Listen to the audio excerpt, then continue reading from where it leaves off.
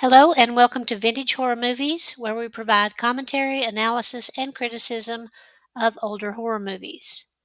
This time we're talking about the three versions of The Phantom Carriage from 1921, 1939, and 1958.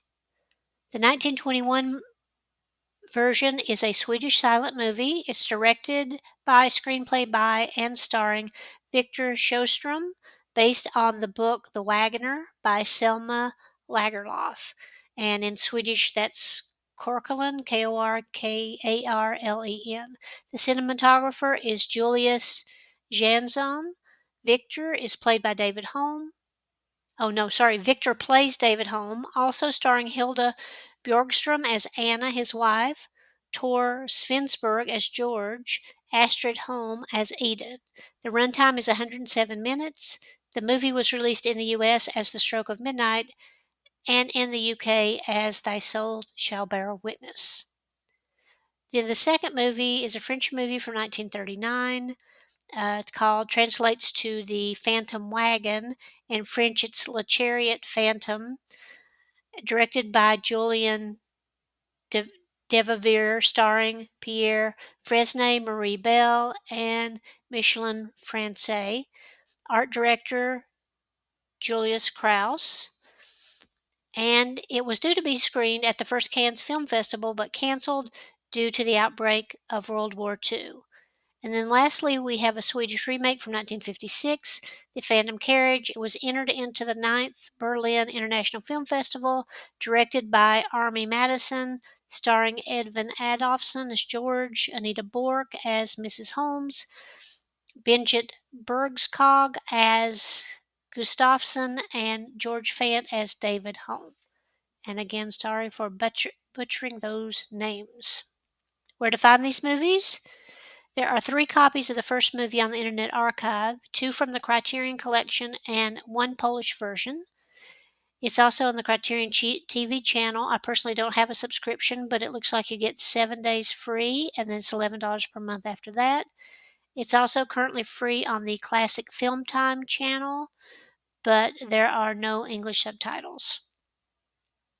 The 1939 version, there are a few scenes of this in French on YouTube. I cannot find the full movie, and I also can't find the full movie of the 1958 version. So if anyone knows where those are, I would definitely appreciate it if you would let me know. Public domain. The original Swedish movie is definitely in public domain because it was released outside the US before 1923. However, with restorations, different versions, etc., those may not be currently public domain. It's also possible that certain pieces of music within the films themselves may be copyrighted. Rotten Tomato scores, of course, just the first one. Critics gave it 100%, audiences gave it an 89%, so very high. The plot of the first movie is as follows. Note there are 4 extended flashbacks and flashbacks within flashbacks, so it may be a bit confusing. As we start out on New Year's Eve, Sister Edith, Edit, who previously worked for the Salvation Army, is dying. She has one final wish, to speak to David Holm. Now, of course, we don't know who that is at this point. So let me just show you a picture of that. So there's Edith, her co-worker, I think her name is Marie, and her mother. Meanwhile, David, who is an alcoholic, is telling his drinking buddies that a guy named George told him previously that whoever dies last on New Year's Eve has to take the place of the carriage driver that drives around and picks up dead souls. He must do this for the following year until someone else is picked in his place. So here's a picture of the carriage driver. He wears a hood so you can't see what he looks like. He carries a sickle, and the image is superimposed on the landscape, which is a really cool visual, especially for 1921. So when we've seen him first, he's picked up several people in different locations, including a guy that shot himself in the head. And also, he takes his carriage out to the ocean and I guess picks up someone who's drowned in a um, I guess it's a small boat that has sunk. So that's a very cool visual. It's no surprise that David is killed with a beer bottle and is the last to die that New Year's Eve. So here comes the carriage driver. And surprise, it turns out to be his friend George. George feels really bad. I mean, he's shocked that it's David. David's shocked that it's George. And he feels especially bad because he's the one who kind of initially led David astray with his drinking. Soon, George reminds David of how good a life he used to have with his wife, 2 kids, and his brother. So here's a picture of them. Incidentally, the different colors that you see, so basically blue is like nighttime or outside. Sepia, that yellowish brown color, is indoors or daytime. And this reddish color seem to be memories. We also see that besides this picture when he's having a good time with his family and everything's going well. He ends up in prison for drinking, and then he sees his brother brought in who has killed a man while he was drunk. So David seems to screw up everyone's life around him. He leaves prison eventually and goes home to find his wife Anna and their kids have gone. David becomes furious and he vows to make them pay regardless of where they have gone. So he starts searching for them. So here's poor Anna and her 2 children. So David goes out looking for her and he happens upon a Salvation Army mission on New Year's Eve. Edith is very kind to him even though David is a big jerk. She asks him to return the next New Year's Eve since she prayed for his safety and happiness.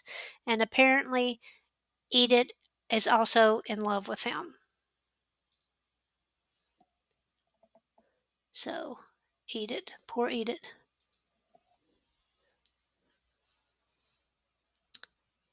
So George tells the now dead David that he must visit Edith, and he forcibly takes him there by tying him up. It seems only right since it's strongly suggested that he's the one that gave Edith TB, they call it consumption, in the first place, and it was fatal then.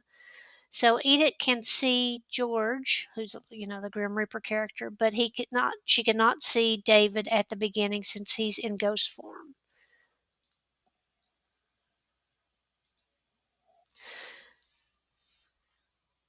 David finds out Edith tried to reconcile him and his wife and cannot forgive himself after their violent meeting.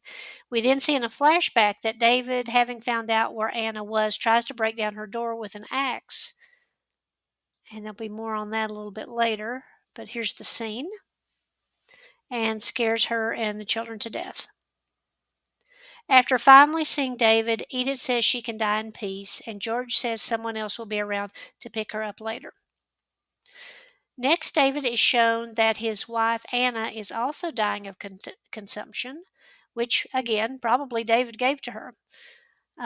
He also previously tried to give it to his children. Hopefully, they didn't get it. We don't really know anything about that. Anna knows that she's going to die and is distraught and does not want to leave her children alone, so she plans to kill them and herself by poisoning them. David is very distraught at seeing this.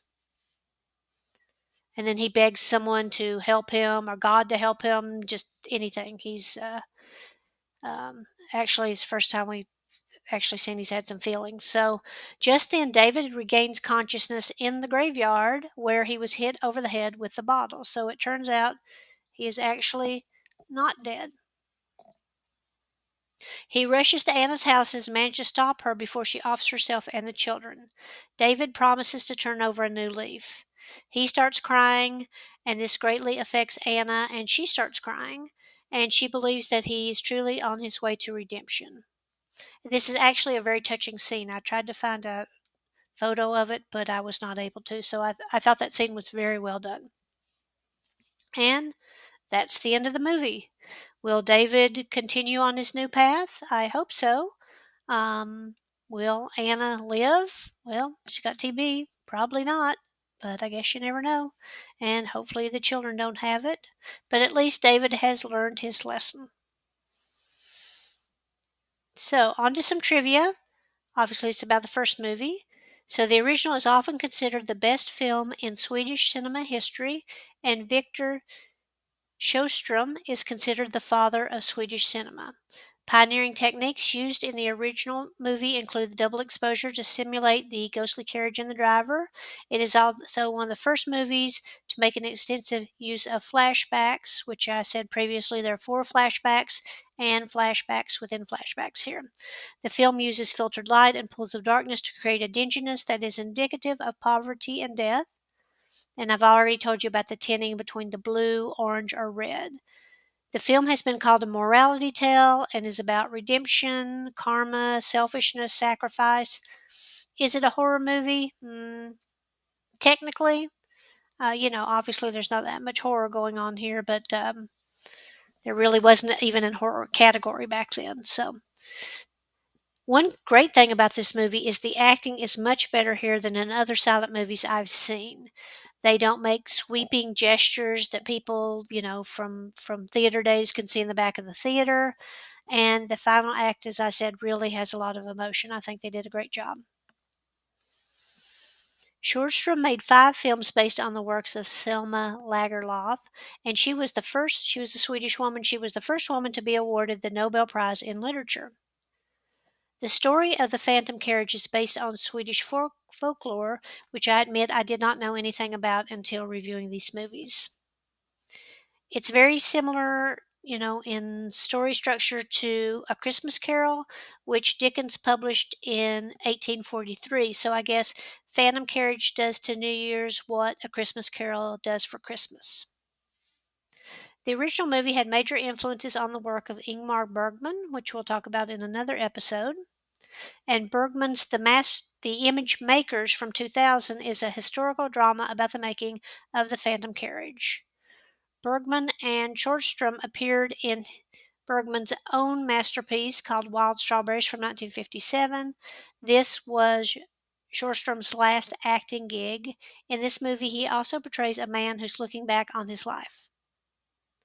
The US version of the original was edited so that the Death's Carriage did not show up until halfway through the movie, which I think I would like better. I mean, those were great scenes, but having them at the very front kind of ruined the suspense. After viewing this film, the executives at MGM invited Sjostrom to work in the U.S. He came and directed 9 films in 7 years under the name Victor Sjostrom. Supposedly, the Here's Johnny scene from The Shining, from Stanley Kubrick's The Shining, was based on the scene here where David knocks down his wife's door with an axe. But apparently, this scene from The Phantom Carriage was itself based on a D.W. Griffith movie called Broken Blossoms from 1919. And the Swedish word for the end is spelled SLUT, which is the last thing we see at the end of the movie, which kind of gave me a little chuckle. I know, juvenile, but yeah, that means the end. Should you watch these movies? Yes, you should definitely watch this movie. Like I said, it may be a little confusing with the flashbacks, but it is one of the most important movies in horror history and in Swedish cinema history. I'd said previously about these kind of movies, don't get thrown off with the pacing of silent movies. Just, enjoy the special effects and the um, acting in the drama. And the acting here is much better than what you see in other movies. So I definitely would say check this movie out. So that's it for the Phantom Carriage. Please subscribe or give us a thumbs up if you like what you're seeing. I'd also be interested to hear your thoughts, so please leave those in the comments. And as I said, if you know where any of those other 2 versions are, full versions, I would love to see those. And until next time, try to avoid the Phantom Carriage if at all possible.